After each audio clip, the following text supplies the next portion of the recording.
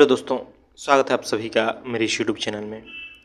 दोस्तों, आज हम इस वीडियो में समझेंगे कि हम अपने भीतर का आसमान कैसे पाएं।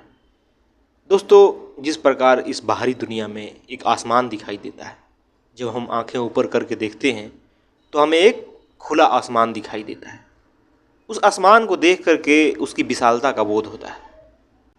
उसे देख करके हमें साफ लगता है कि देखो वो कितना अविचल है, अटल है, सदा रहने वाला है।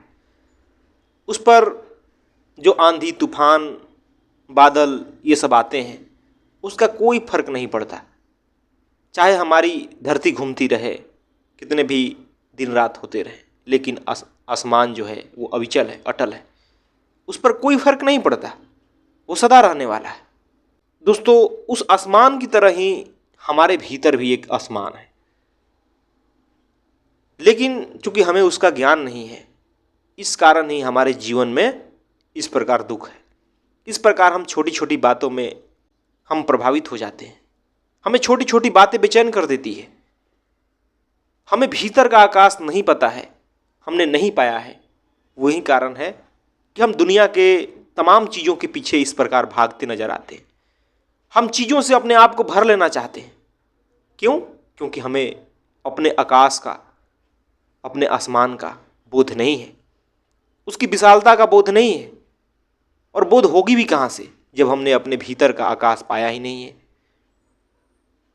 दोस्तों, जिसने भी अपने जीवन में अपने भीतर के आसमान को पा लिया, जो भी देख लिया उस आसमान को जो वहाँ स्थित हो गया, उसके जीवन में सिर्फ मस्ती होती है, सिर्फ आनंद होता है, सिर्फ साहस होता है, निडरता होती है, विशालता होती है। उसे इस प्रकार भय में जीना नहीं पड़ता, इस प्रकार डर डर के जीना नहीं पड़ता, इस प्रकार वो संसार के पीछे नहीं भागता। वो इस प्रकार नहीं भागेगा कि किसी भी प्रकार से मैं संसार की चीज़ों को अपने घर में, अपने जीवन में ला दूं। बिल्कुल नहीं, क्योंकि उसे पता है कि वो खुद ही विशाल है, इतना विशाल कि दुनिया की चीज़ें उसके आगे बहुत छोटी है। जिसने भी भीतर का आसमान पाया, वो साफ साफ देखता है कि जो भी विचार हैं, जो भी उसका मानसिक उलझन है, जो भी संसार के छोटे छोटे आघात हैं, वो सिर्फ बादलों की तरह ही हैं, आंधी तूफानों की तरह ही हैं, जो कि बहुत निचले तल की है। जिस प्रकार ये बाहरी आसमान में बादल होते हैं, आंधी तूफान आते हैं, मौसम संबंधी घटनाएं होती है, उसी प्रकार जिसने भीतर का आसमान पाया वो देखता है कि जो भी विचार हैं, जो भी संसार की बातें उसे प्रभावित करती है, वो बहुत निचले तल की है। उससे उस पर कोई फर्क नहीं पड़ेगा। दुनिया की कोई चीज़ उसे डरा नहीं सकती है, क्योंकि वो साफ साफ देखता है कि वो कभी मिटने वाला नहीं है, वो सदा रहने वाला है, अटल अविचल आसमान की तरह। और यह बिल्कुल सच्चाई है। लेकिन चूंकि आम आदमी इससे अछूता है, वो नहीं जानता उस आसमान के बारे में, इसलिए उसका जीवन बादलों से ऊपर जा ही नहीं पाता। वो बहुत निचले तल पे ही रह जाता है। वो आंधी तूफानों में कभी इधर जाता है, कभी उधर मार खाता है, कभी किसी बहाव में बह जाता है, कभी किसी बहाव में। उसे दुनिया की बातें प्रभावित कर जाती है, लोगों की बातें चोट पहुंचा जाती है, कोई विपरीत परिस्थिति उसे डिगा देती है। वो हमेशा डर में रहता है और रहेगा ही, क्योंकि जो भी निचले तल पे जिएगा, बादलों में जिएगा, उसे डर तो बना रहेगा मिटने का, बहने का, बदलने का। लेकिन जिसने भी भीतर का आकाश पाया, जो भी जाना उस आसमान को, उसका जीवन विशालता से भर जाता है।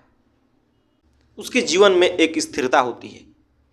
बाहर उसके ऊपर चाहे कितना ही दुख के बादल आए, विपरीत परिस्थितियाँ आए, चाहे पूरी दुनिया क्यों न उसके विपरीत खड़ी हो जाए, फिर भी वो अटल अविचल सत्य के साथ खड़ा रहता है। क्योंकि दोस्तों, वो आसमान खुद सत्य ही है, खुद परमात्मा ही है। और हर इंसान के भीतर वो आसमान है। हर कोई उस आसमान को पा सकता है, बस कोशिश नहीं करता। जिसने कोशिश किया उसने पाया है, उसने देखा है उस आसमान को, वो वहाँ जीता है। लेकिन जिसने नहीं पाया, जो जानता ही नहीं उसके बारे में, उसके लिए पूरी दुनिया ही सत्य होती है। वो बार बार हिचकोले खाता है, बार बार टूटता है, बार बार गिरता है, चोटिल होता है। तो आप सोच के देखिए कि जीवन में क्या इसी प्रकार जीते रहना है, इसी प्रकार अपने जीवन को गुजार देना है, या उस आसमान को पाना है